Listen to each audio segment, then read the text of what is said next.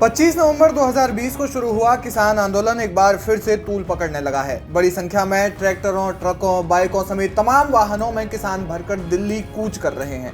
कुछ ही दिन पहले जब किसान पहली बार दिल्ली कूच कर रहे थे तब उन्हें दिल्ली बॉर्डर पर रोका गया था, लेकिन एक बार फिर से इसकी तारीख भी तय हो चुकी है।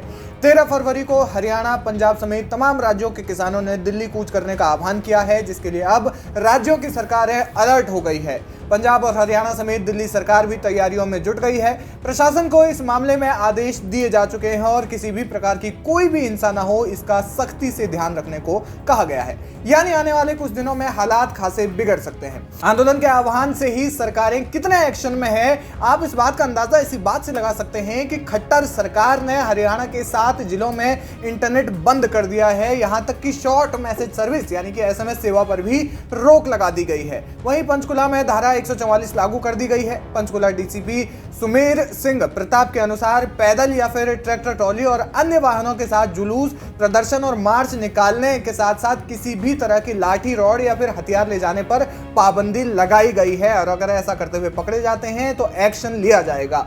वहीं दिल्ली में भी पुलिस आगे की तैयारी कर रही है, लेकिन इसी बीच एक ऐसी खबर सामने आ रही है जिसने सबको चौंका दिया है। बताया जा रहा है कि इस आंदोलन की तैयारी करीब 1 महीने पहले से ही शुरू हो चुकी थी। इस मामले में खुफिया रिपोर्ट्स भी सामने आने की बात हो रही है। रिपोर्ट्स की माने तो किसान ट्रैक्टर मार्च निकालने के लिए लगभग 40 रिहर्सल कर चुके हैं, जिनमें से हरियाणा में 10 और पंजाब में 30 रिहर्सल हो चुकी है। इसके लिए गुरदासपुर में सबसे ज्यादा 15 ट्रैक्टर मार्च हुए हैं। बताया जा रहा है कि आंदोलन के लिए 15 से 20 हजार किसान 2000 से लेकर के 2500 ट्रकों के साथ दिल्ली कूच कर सकते हैं, जो कि एक बहुत बड़ी संख्या है। उत्तर भारत के राज्यों से तो किसान आ ही रहे हैं, लेकिन बताया जा रहा है कि कर्नाटक और केरल जैसे दक्षिण भारतीय राज्यों से भी किसान दिल्ली कूच करने के लिए आ सकते हैं। रिपोर्ट में कहा गया है कि असामाजिक तत्व इस आंदोलन का फायदा उठाने की कोशिश कर सकते हैं और इसमें शामिल होकर कानून व्यवस्था बिगाड़ सकते हैं। यही नहीं, दिल्ली में घुसने के लिए बच्चों और महिलाओं को भी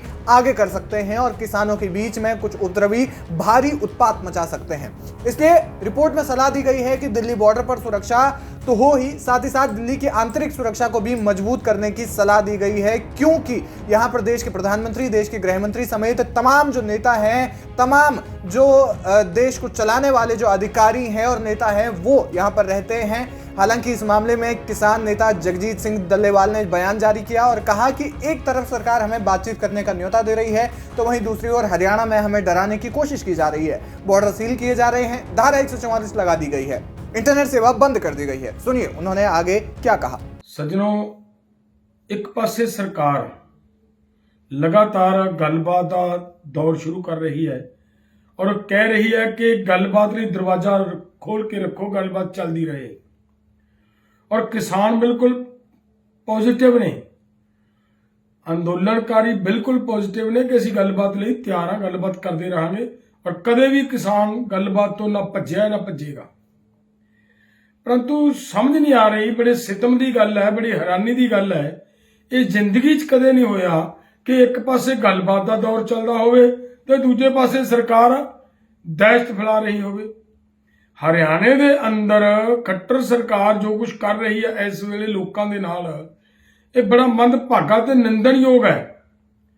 देखो, अंदोलन होंदे रहे ने, असी लोकतंत्रक देश दे विच वसदे हां। साडे मानयोग प्रधानमंत्री जी रोज होका दिंदे ने कि दुनिया का सबसे बड़ा लोकतंत्र भारत। अगर लोकतंत्र बड़ा है तो फिर जो लोग अपनी गल कहन आ रहे ने, पहला तो इहनूं समझण दी लोड़ है कि असीं कहण की आ रहे हां।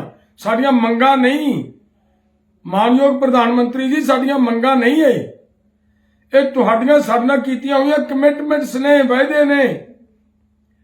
तुसीं की अंदोलन के दौरान वायदा नहीं किया साडे नाल कि एमएसपी की गारंटी का कानून देवांगे? वायदा नहीं किया तुसीं साडे नाल कि बिजली सोध बिल नहीं लैके आवांगे?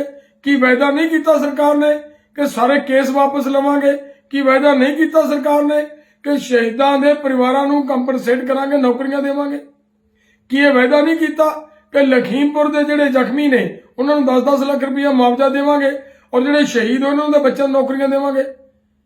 और इदों भी कहा कि 2018 दे विच इसे सरकार ने लिखत दे विच वायदा नहीं किया साडे नाल कि तुहानूं असीं 3 महीनों दे विच डॉक्टर स्वामीनाथन की रिपोर्ट देवांगे।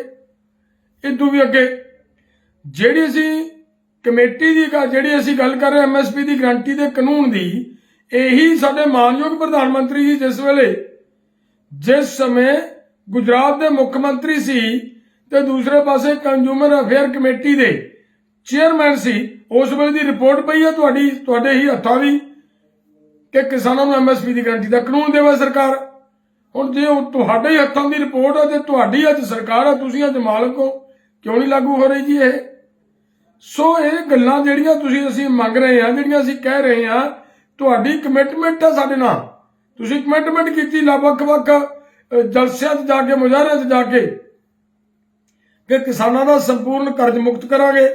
दिल्ली की सीमाओं पर रास्ता ब्लॉक करने के लिए बड़े बड़े क्रेन और कंटेनर रखे गए हैं। अगर किसान किसी भी तरह हरियाणा और पंजाब क्रॉस करके दिल्ली की सीमा में दाखिल होने की कोशिश करेंगे तो क्रेन और कंटेनर से बॉर्डर को सील कर दिया जाएगा। इसके अलावा अन्य तैयारियां भी जोरों पर है, जिनमें से कंक्रीट और सीमेंट के बड़े बड़े बैरिकेड्स भी शामिल है। आपको बता दें कि किसान संगठनों का एक प्रतिनिधिमंडल 12 फरवरी को चंडीगढ़ सेक्टर 26 स्थित Mahatma Gandhi state institute of public administration में केंद्र सरकार के साथ दूसरे दौर की बातचीत करेगा। इस बातचीत में केंद्र की ओर से केंद्रीय मंत्री पीयूष गोयल, अर्जुन मुंडा और नित्यानंद राय शामिल होंगे।